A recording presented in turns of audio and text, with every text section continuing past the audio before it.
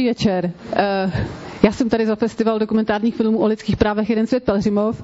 Přivítali jste Hanu Veroniku Konvalinkovou, to jsem já, a Ivetu Hladíkovou dneska přivítat nemůžem, ta se omlouvá, protože onemocněla. Takže já to budu muset zvládnout sama.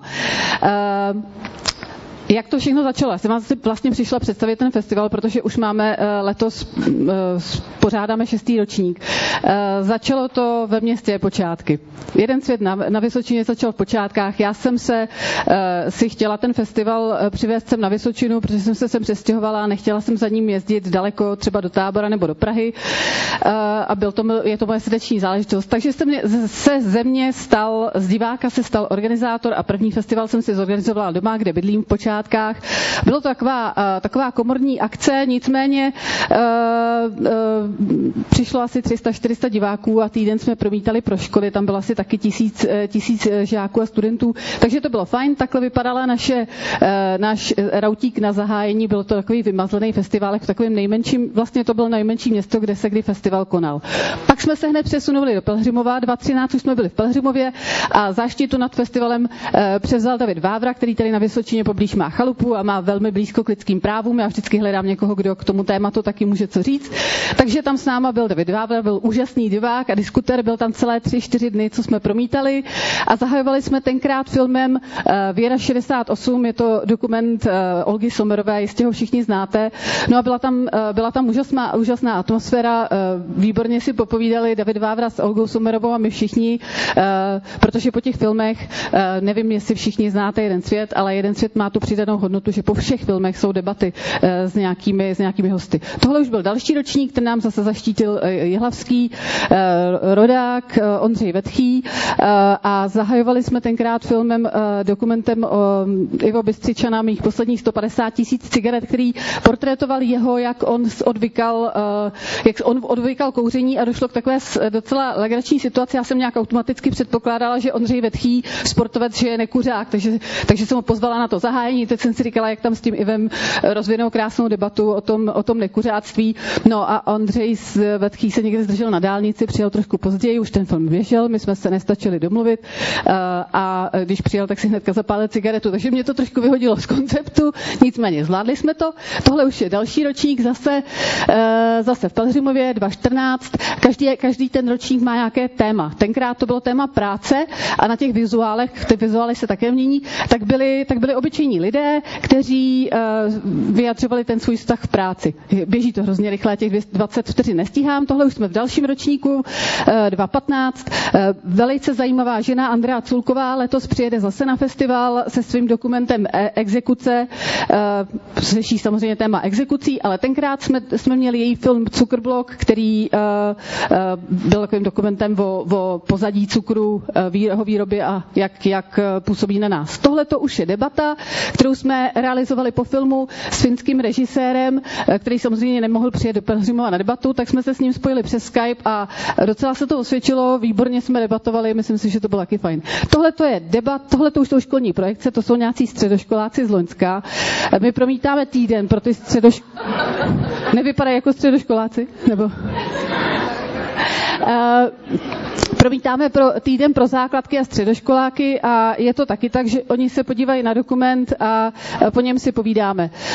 Velmi často pro ty menší děti se objevuje téma dětská práce, což je, myslím si, hodně důležitá věc. Je to jedna z věcí, proč já dělám festivaly, že si myslím, že tím menším dětem ty se na dokument sami dobrovolně nepodívají a tyhle dokumenty, myslím, velmi často otvírají oči těmi tématy.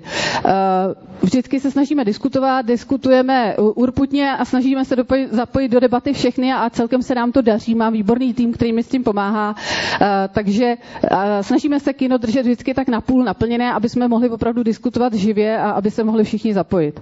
No a takovou specialitou naší jediný festival v České republice jsme schopni si přivést děti i z okolí. Máme sponzora, Agrostroj nám půjčuje tyhle 2 autobusy, musíme si je teda zorganizovat, ale jsme schopni přivést děti školy, tak dále. Myslím, že každý rok nám jezdí gymnázium Dačice a to je nejdál, co k nám jedou. A snažíme se mít taky doprovodný program, vždycky k tomu tématu. Loni bylo téma hledání domova a my jsme udělali takovou charitativní akci, kdy studenti z Gimplu namalovali obrázky o tom, jak si představují domov, co to pro ně znamená. My jsme je vystavili, lidi si je mohli kupovat a vybralo se asi 5 000 korun, které zůstaly v Pelhřimovské charitě. Tohle byl výborný dokument. Třeštíková se jmenuje, teď mi vypadlo jméno. Helena, děkuju, Heleny Třeštíkové. Malory, kdo jste možná viděl, byl ten dokument oceněný v Karlových Varech. Malory přijala na debatu. Byla to drogově závislá žena, prošla velikýma věcma a je výborná, velmi komunikativní. Přijel za náma i Jiří Pospíšil, který debatoval k novele zákona na ochraně zvířat, protože ten dokument byl ke kožešinovým farmám. A teď by to zrovna třeba mohlo skočit. Jo. A tohleto je, takhle začíná vlastně každý rok, někdy na podzim, říjen, konec října, začátek listopadu se sejdou všichni organizátoři z celé České republiky, většinou tady někde u Chotěboře na Doubravce a tam si vlastně říkáme, jak bude ten příští ročník vypadat, jaké budou mít témata, předáváme si zkušenosti, protože samozřejmě s tím je spousta organizování. A tohle jsme my, Spolek Javořice, tým lidí, který dělá spoustu akcí, ale 3 jsou takový nosní během toho roku. Jeden svět Pelhřimov, pak kosíme rašelinou loučku na Mrzatci pod Javořicí a na podzim v Telči děláme takovou věc, jmenuje se to Kolečka v Lipkách a je to taková sportovní akce pro děti a pro rodiny a tak. No tak to jsme my a tohle to jsme viděli podle mě na začátku.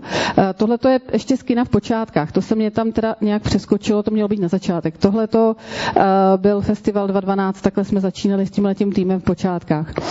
Ale já jsem vlastně chtěla vás pozvat, tohle je důležitý moment. 23. zahajujeme filmem Děti online, výborný téma pro nejenom děti a jejich rodiče, ale myslím si, že i pro nás. Závislost na internetu. 23.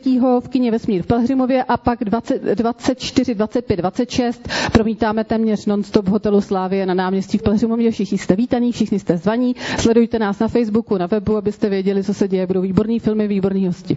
Těšíme se na vás. Díky moc.